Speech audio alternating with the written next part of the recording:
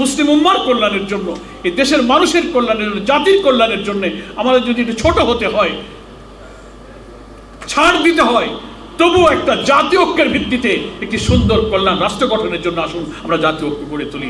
আজকে গোটা জাতি সুবিচার তালাশ করছে। কোথায় সুবিচার? স্বাধীনতার 53 বছর পরে ইনসাফের জন্য, জাস্টিসের জন্য, সুবিচারের জন্য, সাম্যের জন্য, বৈষম্য মুক্ত বাংলাদেশের জন্য মানুষ কত জীবন দিয়েছে। গণ অভ্যুত্থানের যে প্রাণ শক্তি, যে চেতনা,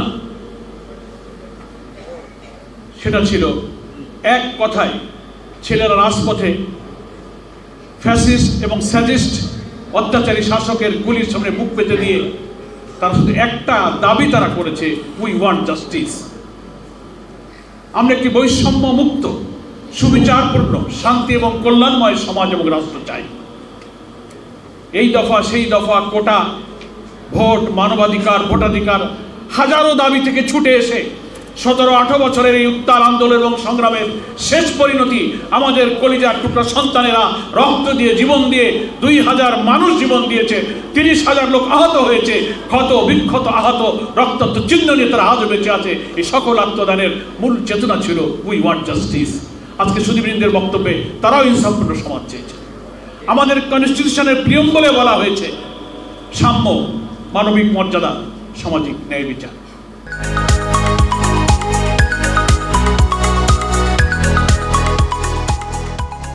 সুবিচারের জন্য আমরা সবাই আজকে অস্থির হয়ে গেছি। মহান আল্লাহ রাব্বুল আলামিনও তাই বলেছেন, ইনসাফপূর্ণ সুবিচারপূর্ণ সমাজ ছাড়া মানুষের জীবনে কোনো কল্যাণ আসতে পারে না। সেজন্যই আল্লাহ তাআলা সুবিচারের সন্ধান আমাদেরকে দিয়েছেন। আজকে গোটা জাতি সুবিচার তালাশ করছে। কোথায় সুবিচার? স্বাধীনতার 53 বছর পরে ইনসাফের জন্য, জাস্টিসের জন্য, সুবিচারের জন্য, সাম্যের জন্য, বৈষম্য মুক্ত বাংলাদেশের জন্য মানুষ কত জীবন দিয়েছে। আমরা সেই সুবিচারের সন্ধান পাচ্ছি না।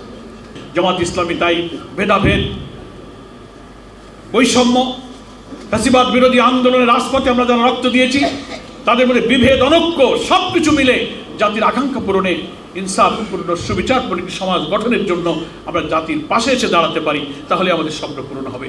জামাত ইসলামী সেই ইসলামের সৌন্দর্য, ইসলামের সেই কল্যাণ রাষ্ট্রের স্বপ্ন দেখছে।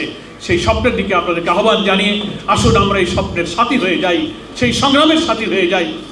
মানুষ আমাদের ভুল হতে পারে, কিন্তু আপনাদের সব পরামর্শ, সব প্রশ্ন, সব উপদেশের জন্য আমরা সবসময় প্রস্তুত আছি। কিন্তু সব কিছুর বিনিময়ে আমাদের আমির জামাত সবসময় বলে থাকেন, মুসলিম উম্মার কল্যাণের জন্য, এই দেশের মানুষের কল্যাণের জন্য, জাতির কল্যাণের জন্য আমাদের যদি একটু ছোট হতে হয়, ছাড় দিতে হয়, তবুও একটা জাতীয় ঐক্যের ভিত্তিতে একটি সুন্দর কল্যাণ রাষ্ট্র গঠনের জন্য আসুন আমরা জাতীয় ঐক্য গড়ে তুলি।